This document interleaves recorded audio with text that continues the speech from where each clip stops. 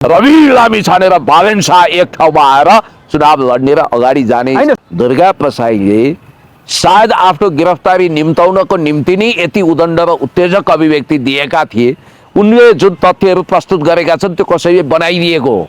उनले रेडिमेड तथ्यलाई ल्याएर आफूले बनाए जसरी प्रस्तुत गरे र उनी वास्तवमा देशभक्त पनि होइनन्, उनी राष्ट्रलाई माया गर्ने मान्छे पनि होइनन्, उनी असल मान्छे पनि होइनन्। चाहे सुमना श्रेष्ठ, चाहे सन्तोष परियार, चाहे जोसुकै होस्, त्यो पार्टी छोड्नुको कुनै राजनीतिक कारण छैन। सुमना भन्दा चाहिँ अब सन्तोष दैविसेका अलिकति पोलिटिकल हुन्, तर उनीहरू भयङ्कर पछुतोनेवाला छन्, किनभने रवि लामिछानेले नि उनीहरूलाई सांसद बनाए, मन्त्री बनाए। नखुद जेलमै पुग्छन्, के अरे रवि लामिछानेलाई भेट्न पुग्छन्, रवि लामिछाने सँगै बस्न जान्छ। त्यस्तै संकेत छ, मैले बुझेसम्म दुर्गा प्रसाईलाई जेल चलाने गर्ने अवस्था छ र भने। दुर्गा प्रसाई भन्ने मान्छेको गोरख धन्दा के हो, उनी वास्तवमा कहाँबाट परिचालित छन्, के गर्दैछन्, यो देश चलाउन सकिँदैन भने भारतलाई जिम्मा लगाइदिउँ भन्ने यस्तो देशद्रोही अभिव्यक्ति दिने दुर्गा प्रसाईको विषयमा म कहिल्यै पनि तपाईको हमदर्द हुन सक्दिनँ। तपाईले दुर्गा प्रसाईलाई राजनीतिक व्यक्ति देख्नुहुन्छ कि मान्दिनँ? व्यापारी पनि असफल हुन्, राजनीतिज्ञ त उनी हुँदै होइनन्, साथमा उनी दुष्ट किसिमका मान्छे पनि हुन्। किनभने यो देश चलाउन सकिँदैन भने भारतलाई स्टेट बनाउन दिउँ भनेर भिसी धवलाको कार्यक्रममा इन्टरभ्यू दिने अनि भारतसँग मिलाउँ भन्ने, उनी त वास्तवमा एजेन्ट बन्न चाहन्थे र आरएसएससँग उनको लिङ्क भयो, उनी हौसिए। उनले के बुझेनन् भने वेस्टर्नसँग उनी टक्राउन पुगेका होइनन्। सस्तो लोकप्रियताको लागि सुशीला कार्कीको सरकार चाहिँ अमेरिकन लबीले बनाएको हो भन्ने उनको एसेसमेन्ट हो।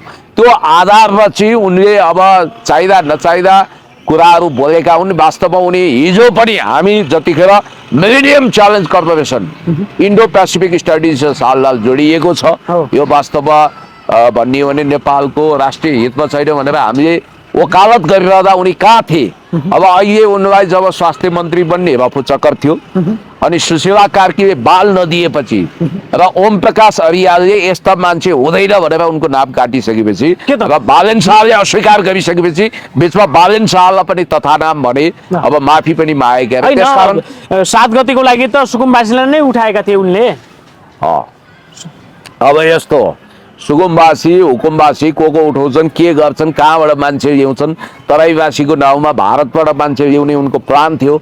नेपालमा आन्दोलन गर्नको लागि दिल्ली गुहार्ने, इन्डिया गुहार्ने मान्छे कहीँ सज्जन हुन्छ। त्यसैले दुर्गा प्रसाई भनेको बैंक लोनले उनले तिर्दैनन्। बैंक लोनलाई वास्तवमा उनका 5-7वटा मुद्दा अलरेडी छन् होइन।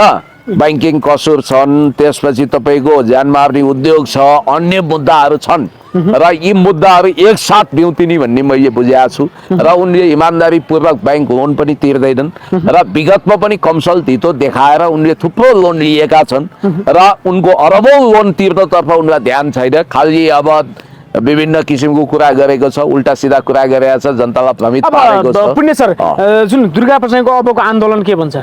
अब केही पनि हुँदैन, हात्ती आयो फुस्सा, टाइ फिस। अब दुर्गा प्रसाईलाई कस्तो कारबाही होला त तपाईले के बुझ्नु भएको छ? अब दुर्गा प्रसाईको चाँडै नै भेट मैले बुझेसम्म उनका अरू मुद्दाहरू पनि बिउतिनेवाला छ र अहिले चाहिँ अब शान्ति सुरक्षा भङ्ग गरेको आरोपमा पुर्जी दिएर उनलाई मुद्दा चलाइएको छ। तर मैले जानेसम्म यो चाहिँ सर्वोच्च अदालतको प्रधान न्यायाधीश प्रधानमन्त्री भएको, कानुन मन्त्रीमा न्यायाधीश आएको र वरिष्ठ अधिवक्ता नै गृहमन्त्री भएको सरकार हुनाले विगतको सरकारभन्दा निर्दयी तरिकाले जाने संकेत देखाएको छ। सम्भवतः उनी त्यही जेलमा पुग्नेछन् जहाँ रवि छन्। रवि लामिछाने भनेको त अब अलिकति बेग्लै सन्दर्भमा नखुद जेलमै पुग्छन्, के अरे रवि लामिछानेलाई भेट्न पुग्छन्, रवि लामिछाने सँगै बस्न जान्छ। त्यस्तै संकेत छ, मैले बुझेसम्म दुर्गा प्रसाईलाई जेल चलाने गर्ने अवस्था छ र भने। होइन, अब दुर्गा प्रसाईलाई जेल चलान गर्छन् गर्दैनन्, के गर्छन् भन्ने कुरो मैले भन्ने कुरा होइन। तर मुद्दा अलिकति कडा पेश गर्ने र ती मुद्दाहरू बिउताउने एउटा तयारी भएको। पुराना मुद्दा पनि उनको थुप्रै छन्, सङ्गठित अपराध, बैंकिङ कसुर अथवा तपाईँको साइबर क्राइम, धेरै मुद्दाहरू हुनाले होइन उनी माथि कानुनको डन्डा बर्सिने सम्भावना छ र उनी कहिले पनि सुध्रिएनन्। उनको उदण्डता जारी रहेको तर छ। पछिल्लो समयमा त उनले त पार्टी खोलेर अब पार्टीगत तरिकाले दलगत तरिकाले चाहिँ राजनीतिमा हुमिन्छु भन्ने कुरा है त पनि उनले गरेका छन्। पार्टी खोले पनि उनी आफै जिम्मेवार भएर आएका छैनन्। त्यो पार्टी कसैलाई उनको जिम्मा सचिवालयले सम्हालेको छ। होला के होला कसो होला, तर अर्काको नाउँमा रजिस्ट्रेसन गरेको पार्टी अर्काले लान सक्छ भोलि। अर्काको नाउँमा जुन घर पास गर्छ मान्छेले, त्यो घरको मालिक त्यही हुन्छ जसको नाममा पास गरिएको छ। त्यसैले मैले तपाईँलाई भन्न खोजेको के यो भने गर्नुको कारण के हो? दुर्गा प्रसादले पार्टीको जुन जिम्मा चाहिँ आफूले लिन नसकेर सचिवालयलाई जिम्मा दिएर आफू चाहिँ किन यसरी आफ्नो अभिव्यक्ति त्यो साहस गरेनन् उनले। पार्टीको हालत खराब होला र त्यो खराब हालतको पार्टी सम्हाल्न म योग्य हुने छैन भन्ने उनलाई लाग्यो होला। र उनी वास्तवमा भन्ने भने वास्तवमा उनी कहिल्यै इमानदार पनि भएनन्, बीचमा बिचौलियाको काम पनि गरेको। सुन्नु न, ताप्लेजुङबाट सुन्नुहोस् मेरो कुरो। फ्याङ्लो झोला बोकेर तराई झरेको मान्छे अहिले करोडौँ अरबौँको मालिक कसरी भयो? नम्बर 1, ब्याङ्कको ऋण किन तिर्दैनन् भनेपछि उनको सुशीला कार्कीसँगको लडाईँ झगडा नितान्त व्यक्तिगत झगडा हो, पर्सनालिटी क्लास हो। उनले बोलेका कुराहरू अतिरञ्जित छ। उनी बिचौलिया टाइपका मान्छे हुन्, उनी धन्दा सेट हुन् र उनले वास्तवमा बार्गेनिङ गरेर आफ्नो मुद्दा सेटल गर्न खोज्दै र पाए मन्त्री खान खोजेका हुन्। त्यो मन्त्री नपाएपछि उनी बफलाएर यहाँ आएका हुन्। मन्त्री नपाएको छ होइन? पुण्य सर, जुन यो अन्तरिम सरकारले जुन एमाले काङ्ग्रेसको गठबन्धनको सरकार भत्किएपछि र यो अन्तरिम सरकारले चुनावी माहौलमा हुमिने भनेपछि सबै चुनावतिर लम्किएका छन् र एमाले भन्दैछ हामी त संसद पुनर्स्थापनाको लागि अब अदालत जान्छौँ, सर्वोच्च जाँदैछौँ, महेश भट्टौला लगायतका केही व्यक्तिहरू त। यसलाई कसरी हेर्नुहुन्छ? अब त्यो त संवैधानिक संसद अधिकार पुनर्स्थापनाको अवस्था देख्नुहुन्छ तपाईँले? होइन, अब केपी शर्मा ओलीज्यूले त यो मोबाइलबाट छलफल गरेर जुम मिटिङ गरेर बनाइएको अनाधिकृत इलिगल सरकार हो भनेर भनिरहेका छन् होइन, तपाईँलाई थाहा छँदैछ। त्यसै गरी यो सरकारको वैधानिकताको विषयलाई सर्वोच्च अदालतमा च्यालेन्ज गर्नको निम्ति सरकारका प्रतिनिधिहरू, विगत सरकारका प्रतिनिधिहरू अदालतमा जानु स्वाभाविक हो। त्यसैले मैले तपाईँलाई भन्न खोजेको कुरा के हो भने डेमोक्रेसीमा यो अधिकार हो कि वास्तवमा यो संविधानको कुनै धारा उपधाराले नचिनेको यो सरकार वास्तवमा इलिगल छ, यसको लेजिटिमेसी छैन भन्ने हिसाबले यसरी सोचिएको छ। र म तपाईँलाई के भनौँ भने सरकारको विषयमा हामीले धेरै दिमाग ख्याउनु पर्दैन। यो सरकारको वैधानिकताको प्रश्न आफ्नो ठाउँमा छँदैछ। संसद पुनर्स्थापना हुन्छ कि हुँदैन होला तपाईँले के बुझ्नु? अब संसदको पुनर्स्थापना हुने सम्भावना पनि छ। त्यसो भयो भने एउटा संवैधानिक पुनर्स्थापना भयो भने नेपाली राजनीतिक अवस्था कसरी अगाडि बढ्छ? अब एकदम तरल हुन्छ। जेनजीहरूको आन्दोलनको अब त्यो त अब तुइने अवस्था बन्यो। अन्तरिम सरकारका मन्त्रीमण्डलहरूको अवस्था के हुन्छ? जेनजीको त हातमा अहिले केही पनि छैन नि। जेनजीलाई बिचरा बनाए नि। जेनजीले चाहेको देशमा प्रत्यक्ष निर्वाचित कार्यकारी प्रणाली होस्, प्रत्यक्ष निर्वाचित राष्ट्रपति वा प्रधानमन्त्री हामीले नै छान्न पाऊँ, त्यसको चुनाव होस्। दोस्रो, भ्रष्टाचार विरुद्ध शक्तिशाली आयोग बनोस्। तेस्रो, वास्तवमा सुशासन कायम होस् र प्रदेशको यो जुन लफडा छ यो अन्त्य होस् भन्ने उनीहरूको चाहना थियो। सुशीला कार्की सरकारले यी सब कुराको जग भत्काएर मात्र सरकार चलाउने काम गर्यो। पुनर्स्थापना भयो भने चुनावी माहौलको अवस्था के बन्ला? नयाँ पार्टी खोलेकाहरूको अवस्था के बन्छ? पार्टी त च्याउ छ र उम्रिया छ। हेर्नुहोस् त, जेनजी आन्दोलनपछि 30-35वटा भन्दा बढी दलहरू दर्ता भएका छन्। अस्ति एलिजा गौतम बहिनीले को छ फोनमा भन्दै हुनुहुन्थ्यो। एलिजाजीले पनि खोलिसक्नु भयो। त्यही त जनादेश पार्टी रमण कर्ण भन्ने एकजना वकिललाई अगाडि बढाएर खोल्नु भएको रहेछ। पल्ला फोन गर्दै हुनुहुन्थ्यो, ओहो तपाईँ त यति ह्यान्डसम मान्छे हुनुहुन्छ, डाइनामिक हुनुहुन्छ, आइदिनु पर्यो मेरो पार्टीमा भन्नुभएको थियो। अब यो अहिले के छ भने जो पनि दल खोल्ने, जहाँ पनि आउने, जे पनि गर्ने यो खालको गतिविधि देखिएको छ। मैले कुनै व्यक्तिप्रति लक्षित गरेको होइन। देशको पक्षमा, जनताको पक्षमा, विकासको पक्षमा, समृद्धिको पक्षमा डटेर अगाडि बढ्नु पर्नेमा यथाभावी पार्टी खोलिएको छ। बालेन शाहले के गर्छन्? बालेन शाहको पार्टी कुन हो? हर्क साम्पाङले त श्रम संस्कृति भन्ने पार्टी स्थापित गरिसक्नु भयो, उहाँ अगाडि बढिरहनु भएको छ। कुलमान घिसिङको उज्यालो नेपाल भन्ने पार्टी खोलिसकिएको छ। पुण्य सर, जुन हर्क साम्पाङ त अब स्थानीय तहको जुन मेयर हुनुहुन्छ, तर यसरी पार्टी खोलेर जुन पार्टी निर्माणमा अगाडि देश दौडामा हिँडिरहनु भएको छ, यसलाई कसरी हेर्नु भएको छ? एउटा स्थानीय तहको जिम्मेवारी पनि छ, त्यो संवैधानिक अधिकार, सभापति पनि भइसक्नु भएको छ उहाँ। त्यो संवैधानिक अधिकार हो। अब उहाँले सम्भवतः चुनाव संसदीय चुनाव चाँडो हो भने चुनाव हुने छाँटकाट त अहिले फागुनमा देखिँदैन। मानव चुनाव चाँडो हुने हो भने उहाँले राजीनामा दिनुहुन्छ स्थानीय चुनाव हुन्छ निकायबाट। फेरि अब मेयरको चुनाव हुन सक्छ अथवा के हुन्छ, लगत्तै अब स्थानीय निकायको चुनाव त अझै टाढा छ।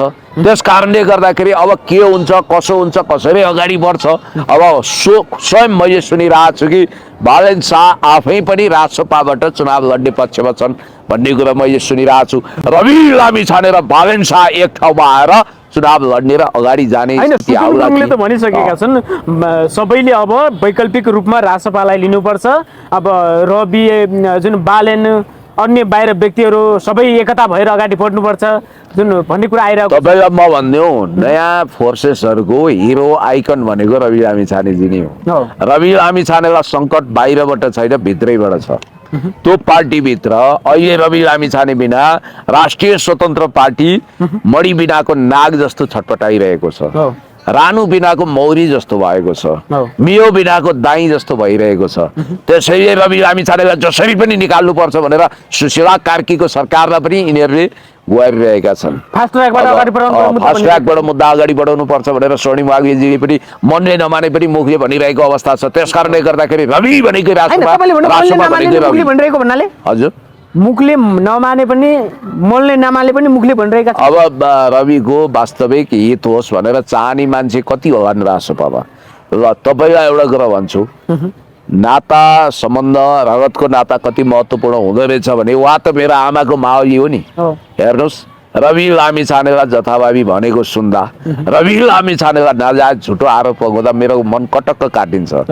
चाहे सुमना श्रेष्ठ, चाहे सन्तोष परियार, चाहे जोसुकै होस्, त्यो पार्टी छोड्नुको कुनै राजनीतिक कारण छैन। सुमना भन्दा चाहिँ अब सन्तोष दैविषयका अलिकति पोलिटिकल हुन्, तर उनीहरू भयङ्कर पछुतोनीवाला छन्, किनभने रवि लामिछानेले नि उनीहरूलाई सांसद बनाए, मन्त्री बनाए। यसरी पुण्य सर, राजसपा अब यो एक हिसाबले भन्दाखेरि सङ्कटको अवस्थामा छ, सङ्कटको घडीमा छ। अब सभापति खोरमा हुनुहुन्छ, अब चुनावी माहौल छ, चुनावी माहौलमा उभिनु पर्ने छ, चुनावी माहौलमा घर दैलो अभियान गर्नुपर्ने छ। तर यता पार्टीमा दिनदिनै छोड्नेहरूको लहर चल्न थालेको छ, यसलाई कसरी हेर्नु भएको छ? अब यो पार्टी भनेको सुन्नु न, पार्टी भनेको एउटा बगिरहेको खोला हो। त्यो खोलाबाट दिनदिनै छोड्दै गयो भने त राजसभा त अब सकिने हो। म भन्छु, खोलामा 2-4 ट्याङ्कर पानी निकाल्दैमा खोलो रित्तिँदैन। उहाँहरूले संस्था बनाउनु भएको छ, पार्टी बनाउनु भएको छ, एउटा जान्छ अर्को आउँछ।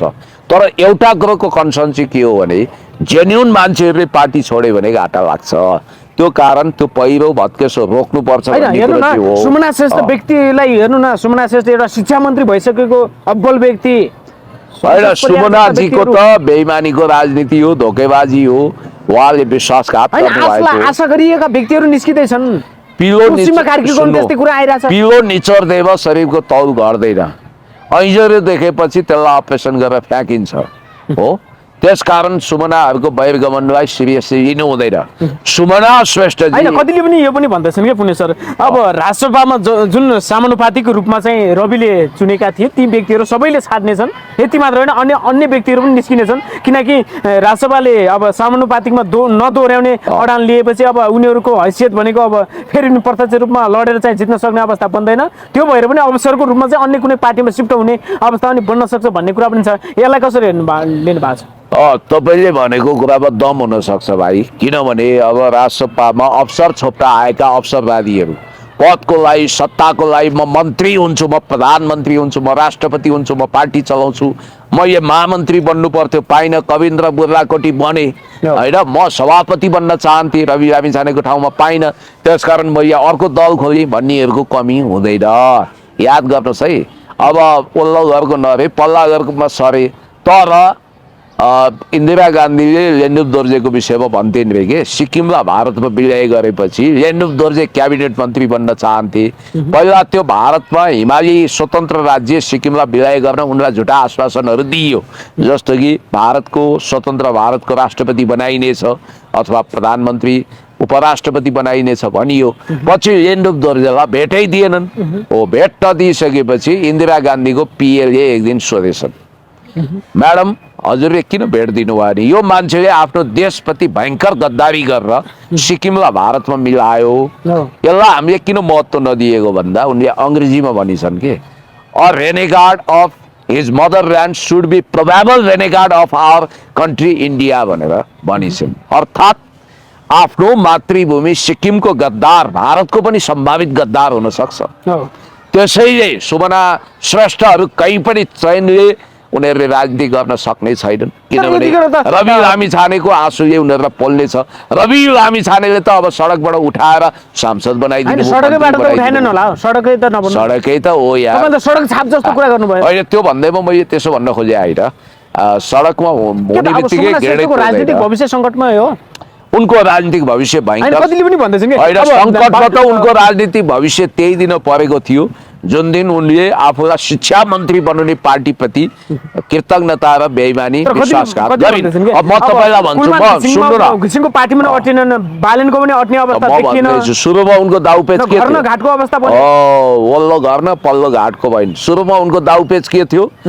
टक्क गएर सुशीला कार्कीको गभर्मेन्टमा कमसेकम शिक्षा मन्त्री बन्ने। अब चोक्टा खान गएकी बुढी झोलमा डुबेर मरिन् भन्ने स्थिति आयो, उनले धोका पाइन्, त्यहाँ उनी मन्त्री बन्न सकिनन्।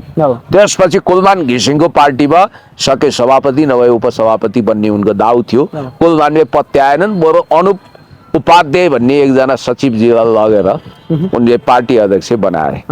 त्यसपछि अहिले बालन मार्फत उनले अब ठुलै भाग खाउँला भन्ने सपना देखेकी होइन्। सन्तोष परियार त जहाँ जानु थियो त्यहीँ गए, उनको लास्ट गन्तव्य भनेको डाक्टर बाबुराम भट्टराई वरिपरि नै हो, उनी त्यहीँ नै पुगे भन्ना साथ यिनीहरू देश जनता विकास समितिको पक्षमा होइन। म पुण्य गौतमले जस्तो यिनीहरूले वास्तवमा गरिब दुखी रोगी असहायलाई लाखौँ सहयोग गरेका पनि छैनन्। बाबुराम भट्टराईले जुन राजसभाप्रति जुन आफ्नो जुन एउटा कृतज्ञ देखाएका थिए, जुन रविप्रति जुन एउटा आफ्नो झुकाव देखाएका थिए, जुन आज त जुन राजसभालाई रविलाई धोका दिएका छन्, कतै त्यस्तै खेल तपाईँको पनि त छैन? खेललाई कसरी हेर्नुहुन्छ? बाबुराम भट्टराईलाई कसरी बुझ्नु भएको छ तपाईँले? डाक्टर बाबुराम भट्टराई भनेकै हिजोको दिनमा के भन्नु भएको थियो? बालोटारमा गएर रवि जस्तो व्यक्तिलाई जुनसुकै उपाय लगाएर पनि निकाल्नुपर्छ, उहाँको नेतृत्वमा अगाडि बढ्नुपर्छ भनेको व्यक्तिले के गर्यो? भावुक कविता वाचन हो, त्यसको अर्थ छैन। डाक्टर बाबुराम भट्टराई पनि धोकाका अर्का नाम हुन्। डाक्टर बाबुराम भट्टराईले माओवादी आन्दोलनलाई धोका दिए, नयाँ शक्ति जन्माए, नयाँ शक्ति सस्टेन गर्न सकेन, फेरि उपेन्द्र यादव अशोक राईहरूसँग मिलेर पार्टी बनाए, त्यो पनि चलाउन सकेनन्। अहिले उनी आफ्नो छोरीको भविष्यलाई लिएर निकै चिन्तित भएको बुझिन्छ। यसबाट खासै बाबुराम भट्टराईले आफ्नो छोरीको भविष्यलाई लिएर चाहिँ राजसभामा त्यो सम्भावना देखेर चाहिँ झुकाव देखाएका हुन्। त्यो हुन सक्छ, त्यो भएको हुनाले उनले वास्तवमा भन्ने हो भने पार्टी चलाउने औकात पनि राख्दैनन्। डाक्टर बाबुराम भट्टराईको एकदम सङ्कीर्ण मानसिकता छ। हो, उनी प्रधानमन्त्री हुँदा केही काम गरेको देखियो, तर यसको मतलब यो होइन कि राष्ट्रियताप्रति उनले गरेका घातहरू र नेपाललाई कमजोर बनाउन, खास गरी यो साम्प्रदायिक आन्दोलन चलाउन, राजसभालाई सिद्ध्याउन त विभिन्न चलखेल त भइरहेको छ नि, दिनदिनै पुष्टि हुँदैछ नि। अवश्य राष्ट्रिय स्वतन्त्र पार्टी भनेको एउटा जलजला हो, एउटा तुफान हो, एउटा आँधी हो, नजाने यसले ककला लतार छ। राजसभा एउटा संस्था बनिसकेको हुनाले यसलाई समाप्त पार्छु, यसलाई तोडफोड गर्छु भनेर कुनै माइकलले नचिताए हुन्छ। सम्भवतः रवि लामिछाने अबको पेशीमा छुटेर नेपालमा प्रधानमन्त्रीको लागि उहाँ योग्य हुनुहुनेछ। I want to be prime minister, म प्रधानमन्त्री बन्न चाहन्छु, म राष्ट्रपति बन्न चाहन्छु भन्ने उहाँको चाहना छँदैछ। त्यो चाहना उहाँको फुलफिल होस् हामी कामना गर्छौँ। पुण्य सर, जुन नखु कारागारको विषयले जुन केही समय अगाडि लामो रूपमा विषयमा चर्चा विवादित पनि बनायो, तर जुन उच्च स्तरीय छानबिन आयोगले जुन गौरीबहादुर कार्कीले जुन आफै मिडियामा आएर जुन जसरी आफ्नो अभिव्यक्ति दिनुभयो नि, रवि लामिछाने एउटा निर्दोषिताको जुन अभिव्यक्ति दिनुभयो नि, यसलाई कसरी हेर्नु भएको छ? मैले तपाईँलाई के भनेको थिएँ, जतिखेर रवि लामिछानेजीलाई बयानको लागि सिंहदरबारमा लगियो, धेरै मान्छे राजसभाका मान्छे तर्सिएर रोइरहेको थिए। अब के हुने हो बेचारा रवि दाई भनेर भगवानलाई हात जोडिरहेका थिए, पुकार गरिरहेका थिए। हामी त कानुन बुझेको मान्छे। मैले त्यतिखेर के भनेको थिएँ भने खुद सुशीला कार्की वा गौरीबहादुर कार्कीजी रवि लामिछानेप्रति सफ्ट कर्नर राख्नुहुन्छ। उहाँलाई विगत गगन थापादेखि अन्यले पूर्वाग्रह राखेको कुरा भलिभाती उहाँहरूले बुझ्नुहुन्छ। त्यसकारण जब रवि लामिछानेले नखु कारागार तोडेको, त्यहाँबाट बाहिर आउनु उनको गल्ती थियो, हजारौं मान्छे अपराधीहरू छुटाउन उनको हात रह्यो भन्ने एउटा प्रोपोगन्डा फैलियो, त्यो त एउटा दाग थियो नि त। त्यो दागलाई काहीँ न काहीँबाट धुनै पर्थ्यो, पखाल्नै पर्थ्यो। गौरीबहादुर कार्की धोतिए होइन? हो क्लिन पनि होइन?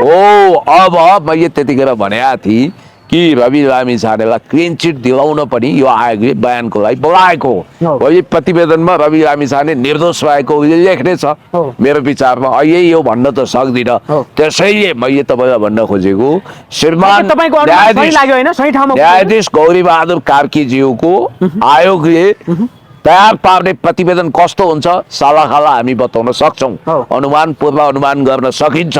त्यसैले गर्दा रवि लामिछानेको विषयमा लागेका आरोपहरू खारेज गर्ने उद्देश्यका साथ प्रतिवेदन तयार हुनेछ। हो। अब जस्तो भनौँ न अहिले जुन खालको लफडा छ, तनाव छ, अब दुर्गा प्रसाईले भने जस्तो हो त रवि लामिछाने भनेको हिरोइजम देखाउँदै गाडीबाट हात हल्लाउँदै आए, यो गरे ऊ गरे, सहकारी देख्ने नहुने ठगिहाल्ने, अमेरिकाको चोक चोकमा श्रीमती राख्ने भनेर घिनौना किसिमको निकृष्ट आरोप लगाएका थिए। समयक्रममा त्यो आरोप पनि खारेज हुनेछ। र एउटा कुरा चाहिँ तपाईँ निश्चिन्त हुनुहोस् कि रवि लामिछानेमा देश बनाउँछु भन्ने एउटा ऊर्जा छ, उटुटी छ।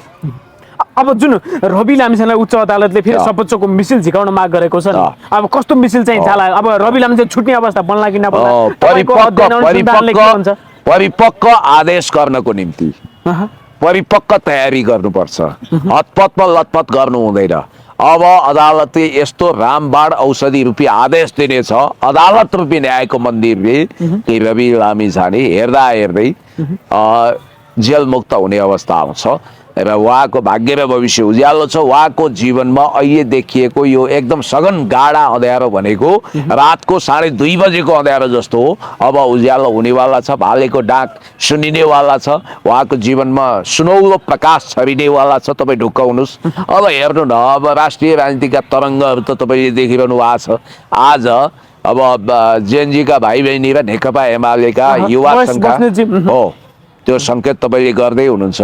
युवा सङ्घका साथीभाइहरूको बिचमा झडप भयो। महेश बस्नेतजी मेरै गाउँमा, मेरै जिल्ला मात्रै होइन, मेरै गाउँमा सिमरामा उहाँ जानुभएको थियो। मनिषगढको सिमरा भने नजिकैको गाउँ हो। त्यहाँ अब लगभग विमानस्थलमा पर्खालै भत्काइयो, गेट नै भत्काइयो भन्ने कुरा? गेटै भत्काइयो। त्यहाँ घाइते भएका छन् कैयौँ होइन। जेएनजी र अझै पनि युवामा त्यो आक्रोश र निराशापन छ होइन? होइन यस्तो भयो महेश बस्नेतजी। आज हामी विशेष गरी पछिल्लो राजनीतिक समसामयिक विषयमा हामी कुराकानी गर्नेछौँ। कुराकानी गर्नको निम्ति यतिखेर हामीसँग हुनुहुन्छ राजनीतिक विश्लेषक युवा नेता पुण्य गौतम हुनुहुन्छ। आउनुहोस् दर्शक पनि हामी युवासँग कुराकानीमा जोडिन्छौँ। पुण्य सर, यहाँलाई स्वागत छ सम्पूर्ण मिडियामा। थ्याङ्क यू सो मच, धन्यवाद। के छ, आराम हुनुहुन्छ? ठिक छु। यतिखेर जुन मध्यरातमा दुर्गा प्रसाईलाई स्यालले खोरबाट कुखुरा लगे चाहिँ प्रहरीले क्र्याप झ्याप बनाएर प्रहरी हिरासतमा पुर्याएको छ। यो कसरी हेर्नु भएको छ सर? यो जुन दुर्गा प्रसाईलाई मध्यरातमा सुत्न पनि दिएन छ? सरसर्ती हेर्दा प्रथम दृष्टिमा कुनै पनि व्यक्तिलाई मध्यरातमा तपाईँले भने जस्तो अब चिलले चल्ला छोपे चाहिँ टपक्क टिपेर लानु समाउनु त्यो अशोभनीय कुरा हो, आपत्तिजनक कुरा हो। र सुशीला कार्की सरकारले आफ्नो आलोचना खप्न नसकेर गरेको एउटा कार्तापूर्ण एक्सन हो भनेर यसलाई बुझ्नुपर्ने हुन्छ प्रथम दृष्टिमा। तर वास्तवमा दुर्गा प्रसाईको गिरफ्तारी के को निम्ति थियो, दुर्गा प्रसाई कस्तो खालको मान्छे हुन् र यो गिरफ्तारी आवश्यक थियो कि थिएन, अथवा दुर्गा प्रसाईको नियत र उनको क्रियाकलापसँग जोडिएका पक्ष के हुन् भन्ने विषयलाई पहिला हामीले गहिरो बुझ्नुपर्छ। इन्ट्रेस्टिङ कुरो के छ भने अब हुन त कतिले घटिया घिनौना आरोप लगाएको देखेँ मैले। दुर्गा प्रसाई कुस्त चन्दा उठाइरहेका थिए, आन्दोलन गर्ने भनेर देश विदेशबाट क्युआर पठाएर वा माडवारी वा अन्य समुदायबाट चन्दा उठाइरहेका थिए आन्दोलनको लागि। म भन्दैछु तपाईँलाई अलि सुन्ने धैर्यता राख्नुहोस्। माडवारी वा अन्य समुदायबाट देश विदेशबाट करोडौँ रुपियाँ उनले चन्दा उठाइसकेपछि उनको त दुवै हातमा लड्डु हो। अब त 7 गतेको आन्दोलनको लागि खर्च पनि नगर्नु पर्ने भयो, गर्नु परेन। अनि उनी डल्लै नाफामा भए, ढुक्कैसँग उनले करोडौँ कमाए। आन्दोलन त एउटा व्यवसाय पो रहेछ भनेर कतिले यो खालका निर्दयी आरोप पनि लगाए। अझ कतिले के दुर्गा भन्यो प्रसादजीले भने आन्दोलनको नाममा पैसा कुम्ल्याएका छन् यतिखेर। त्यो आरोप लगाए के मान्छेले, आरोपको म कुरा गर्दैछु, मेरो भनाइ होइन, आरोपको कुरा गर्दैछु। अब अर्का थरीले के भने होइन उनले यो 7 गतेको आन्दोलनमा 100 मान्छे ल्याउन पनि नसक्ने भएपछि अब हिन्दुस्तान भारतले रित्तो हात पठाइदिइसकेपछि उनी निराश थिए र उनी कुनै न कुनै हिसाबले सेटिङ गरेर आफ्नो स्वैच्छिक गिरफ्तारी दिन चाहन्थे ताकि सर्व पनि भागोस्, लट्ठी पनि नभाँचियोस्, इज्जत पनि बचोस्। अनि अर्को कुरो एनपिएल विरुद्ध उनले जो आगो ओकले वास्तवमा एनपिएल सारा भनेर उनले वाहियात कुरा गरिसकेपछि युवा पुस्ता जेनजी पुस्ताले उनीमाथि एकदमै वक्र दृष्टि राखेको थियो र त्यो आक्रोशको सामना गर्न सक्ने स्थितिमा उनी थिएनन्। त्यस कारणले उनले अघोषित रूपमा आत्मसमर्पण गरेका हुन् पनि भने।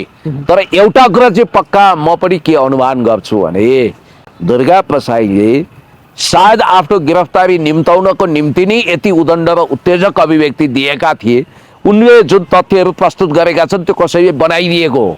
उनले रेडिमेड तथ्यलाई ल्याएर आफूले बनाए जसरी प्रस्तुत गरे र उनी वास्तवमा देशभक्त पनि होइनन्, उनी राष्ट्रलाई माया गर्ने मान्छे पनि होइनन्, उनी असल मान्छे पनि होइनन्। देशभक्त होइनन्, राष्ट्रभक्त, जनता माया गर्ने, तर उनले भुइँ मान्छे हुन्, भुइँ मान्छेका कुराहरू उठाउने, लघुवित्त पीडितहरूको आवाज उठाउने भन्छ नि त। त्यो त भुइँ मान्छेको सपना बेचेर मालामाल हुने उनको रफू चक्कर हो।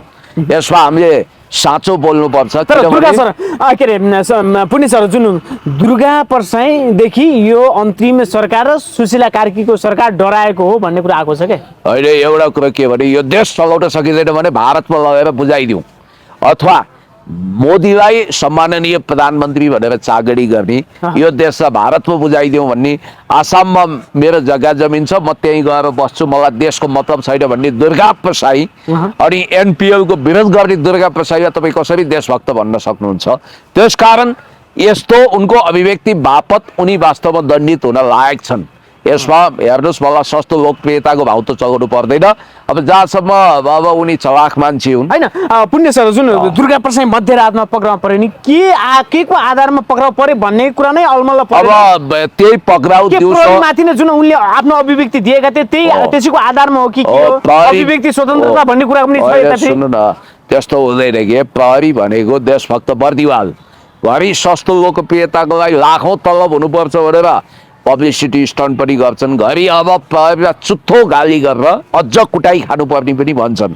सम्भवतः मैले अघिल्लोचोटि पनि तपाईँहरूको इन्टरभ्यूमा भनेको थिएँ, दुर्गा प्रसाईमाथि यो सुशीला कार्की र ओम प्रकाश अरियालको सरकारले अदृश्य डन्डा, कानुनको डन्डा वर्षाउनेछ जसको मूल्य भारी हुनेछ भनेर मैले भनेको थिएँ। किनभने दुर्गा प्रसाईका उदण्ड अराजक गतिविधिहरू, उनका अभिव्यक्तिहरू वास्तवमा अशोभनीय त छन् नै र उनले वास्तवमा अरू बेला अन्त चैतमा जनता भने जस्तो देश जनता विकास समृद्धिको पक्षमा हकितमा काम गर्ने भन्दा पनि आफ्नो स्वार्थको लागि धेरै डम्फु बजाएका थिए र उनी वास्तवमा एक्लिएका पनि थिए। तपाईँलाई एउटा इन्ट्रेस्टिङ कुरो गर्छु, उनले वास्तवमा जानेर अमेरिका वा पश्चिमाको विरोध गरेको होइन। उनी मन्त्री हुन नपाइसकेपछि आक्रोशित थिए। सुरुमा सुशीला कार्कीलाई बधाई शुभकामना दिएकै हुन्। त्यो भएको हुनाले दुर्गा प्रसाईका अराजक उदण्ड गतिविधिहरू सीमाहीन तरिकाले गइसकेपछि यसलाई कन्ट्रोल गर्नुपर्छ भनेर गृह प्रशासन पुग्यो। अब त्यसमा पनि लैङ्गिक हिंसा भड्किने गरी, झल्किने गरी अब सुशीला कार्कीज्यू राजनीतिक आलोचना त मैले पनि गरेका छु, बसेर टोयलेट बाथरुम गर्न नसक्ने महिला भनेर उनले बिल्ला गरेका थिए। अब बब्लु गुप्तालाई 2 करोड बुझाएर मन्त्री भएको भनेका थिए। अब उनले जुन अडियो भनेर भिडियो भनेर देखाएका छन् त्यो अलरेडी पब्लिस भइसकेका विषय हो। त्यसैले अब त्यो डाक्टर अभिषेक सिंह भन्ने रहेछन् एकजना, अब उनले चाहिँ सिंहदरबार जगाउने कुराको परिकल्पना अहिले अगाडि नै गरेका रहेछन्। गोविन्द केसीको आन्दोलनमा पनि संलग्न भएको र अहिले पनि सुशीला कार्कीहरूसँग प्याचअप गरेको भनेर आइरहेछ। यी विषय उनले खुलासा गरे भनेर उनलाई पक्राउ गरिएको भनिएको छ, तर कारण चाहिँ अलि बेग्लै छ। किनभने अब दुर्गा प्रसाईसँग भयङ्कर डराएर गऱ्यो यो पनि म भन्दिनँ। किनभने मङ्सिर 7 गते जुन भयावह आन्दोलन दुर्गा प्रसाईको अभिव्यक्ति अनुसार खासै हुनेवाला थिएन। तपाईँलाई एउटा कुरो भन्छु, खानपिनको जो गर्नुपर्ने होइन त्यो केही हुनेवाला थिएन। अलिअलि छिटपुट केही हुन्थ्यो, त्यो खासै ठुलो आउनेवाला छ। दुर्गाको आन्दोलन अब के हुन्छ? अब केही पनि हुँदैन। यसो दुर्गासँग जोडी खोज्नलाई एमाले किन फेरि 6 गते एमाले देशव्यापी रूपमा प्रदर्शन गर्दै होइन, नेकपा एमाले आफ्नो तरिकाले गरे हो। दुर्गाले कतिले भन्दैछ नि दुर्गेलाई नै काउन्टर दिनको लागि गरिएको 6 गते 7 गते दुर्गेको छ भनेको होइन त्यस्तो होइन त्यसो त त्यही दिन दुर्गाउँथ्यो होला कि काउन्टरको लागि पुण्य सर वर्षै पछि एमाले र दुर्गा प्रसाईको त्यो कर्मकाण्ड किन हुन्छ अब त्यो त दुर्गालाई सोध्नु पर्ने कुरा हो मलाई सोधेर हुँदैन होइन तपाईलाई एउटा कुरा स्पष्ट भन्छु कि महेश बस्नेतलाई त्यति धेरै आक्रोशित महेश बस्नेतजीको तयारी भनेको चाहिँ मङ्सिर 6 गते काठमाडौँमा नेकपा एमाले केपी शर्मा ओलीज्यूले घोषणा गरे अनुसार इतिहासमै नदेखिएको जुलुस निकाल्ने भनेको छ त्यसको लागि युवा भेला गर्नको निम्ति युवा भेलालाई सम्बोधन गर्नको निम्ति नेकपा एमालेका महासचिव कमरेड शङ्कर पोखरेल र युवा नेता महेश बस्नेतजी यो स्वाभाविक रूपमा नेकपा एमालेका युवाहरूको वात्र हुनुहुन्छ उहाँहरू प्लेन चढेर जानुभएको थियो त्यो विमानस्थलमा प्लेन ल्यान्ड गर्न खोज्दाखेरि त्यहाँ लफडा भयो तनाव भयो अहिले कर्फ्युको अवस्था छ झडप भएको छ अब म फेरि पनि भन्छु यो देशले युवाहरूको रगत खोजेको होइन पसिना खोजेको छ अब फेरि रेलिङ तोड्ने पर्खाल भत्काउने गेट तोड्ने मान्छे मर्ने मार्ने यो काम नगरौँ अब देशलाई बुद्ध चेतना भएको प्रधानमन्त्री चाहिएको छ देशमा द्वन्द्वका यी चिलगिद्धहरू जति पनि उडिरहेका छन् त्यो अब यसरी उड्न दिनु हुँदैन शान्ति शान्ति शान्ति कायम गर्नुपर्छ र यति कुरो म तपाईँलाई भन्न चाहन्छु रवि लामी छाने र दलहरूको बिचमा पनि एउटा सम्झौता होस् रवि लामी छाने चाँडै छुट्ने एउटा कस्तो खालको सम्झौता चाहियो तपाईँलाई कस्तो खालको सम्झौता हुनु पर्यो पोलिटिकल अन्डरस्ट्यान्डिङ हेर्नु त्यत्रो 17,000 को बलिदानी भयो देशले के पायो अनि 2046 सालका शहीदहरूले त्यत्रो खुन बगाए जेनजीका आन्दोलनका लोकतन्त्रका आन्दोलनका शहीदहरूको उपलब्धि कहाँ गयो 4 शहीद दशरथ चन्द्र गङ्गालाल धर्मभक्त आदि इत्यादि बाहेक कुनै पनि शहीद भगवान तुल्य भएनन् उनीहरू सम्झनामा बाँचिराखे बिचरा उनीहरूको कति सपना थियो हेर्नु त सुदूरपश्चिमबाट एउटा दम्पति आएको थियो त्यो दम्पति शोकले गर्दा बेहोस भयो एउटै छोरो रहेछ अमेरिका जान तयार भएको ड्याङ ड्याङ गोली खाएर स्पट डेथ भयो कस्तो चोट लाग्यो त्यसकारण कृपया अब तपाईहरुको गरम जोश छ रगत तातो रातो छ भने रक्तदान गर्नुस् अबको समयमा जुन अब जेनजी आन्दोलन पछिको यो सरकारले जुन परिवर्तन ल्याउनु पर्ने थियो त्यो त सकेन अब अन्तरिम सरकारले अब नयाँ सरकारको अब आशा गरेर बस्नु परेको छ अब चुनावी माहौल कस्तो बन्ला म तपाईलाई भन्दिउ यो सरकारले फागुनमा चुनाव गर्ने संकेतै छैन चुनावै हुँदैन यदि चुनाव भएन भने कतिले भन्दैछ गृह युद्धको बममा जाने सम्भावना अब यो त दुर्गा प्रसाईले भने हामीलाई गृह युद्ध चाहिएको छ हामीलाई गृह युद्धवाला कुरा गर्ने अपराधी हो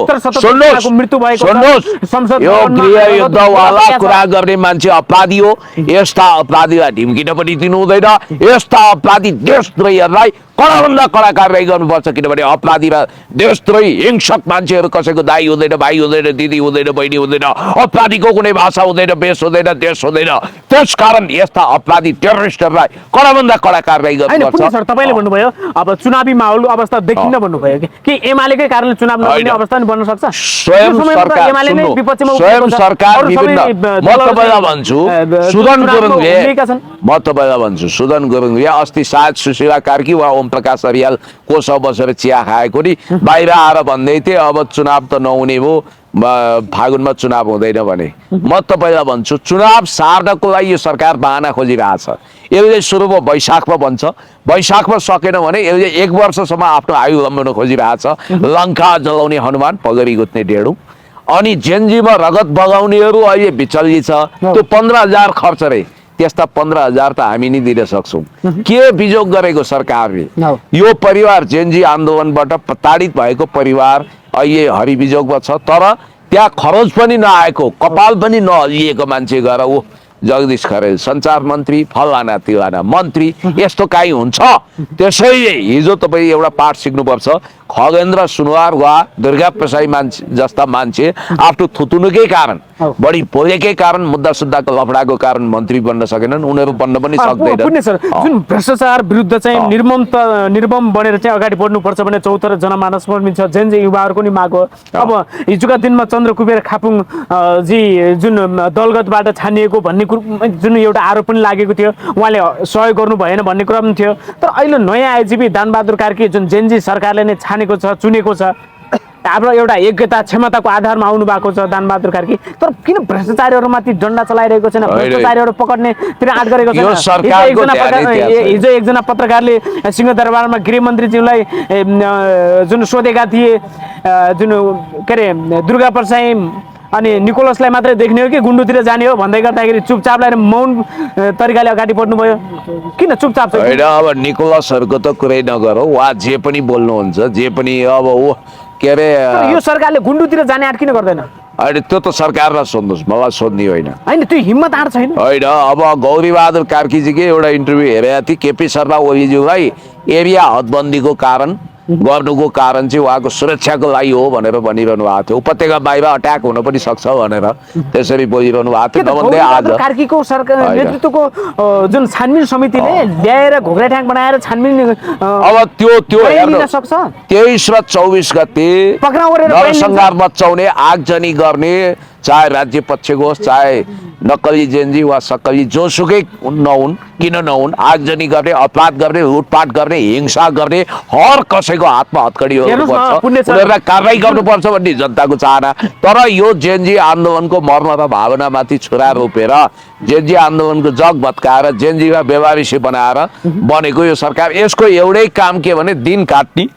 अब कहिले चुनाव गर्ने कुरा गर्ने, हाइपोथेटिकल कुरा गर्ने, सत्तामा ढलिबली गर्ने, जुन हजुर बङ्गलादेशमा आन्दोलनमा चरम दमन गरेको भनेर जुन त्यहाँको अदालतले शेख हसिनालाई, पूर्व प्रधानमन्त्रीलाई मृत्युदण्डको सजाय सुनाएको छ र यतिखेर नेपालमा पनि एक हिसाबले राजनीतिक चहल पहल भएको छ। अब त्यो देशमा त्यसरी शेख हसिनालाई मृत्युदण्ड हुँदै गर्दाखेरि देशको जुन तत्कालीन निवर्तमान केपी शर्मा ओलीजीलाई सजाय हुन्छ कि हुँदैन, उहाँबाट क्लियर चिट हुने या के हुने भन्ने कुरा पनि धेरै जनमानसमा बयानको लागि त बोलाउने भन्ने खालको सिचुएसन आएको, त्यस्तो खालको परिवेश आएको भन्ने मैले बुझाएको छु।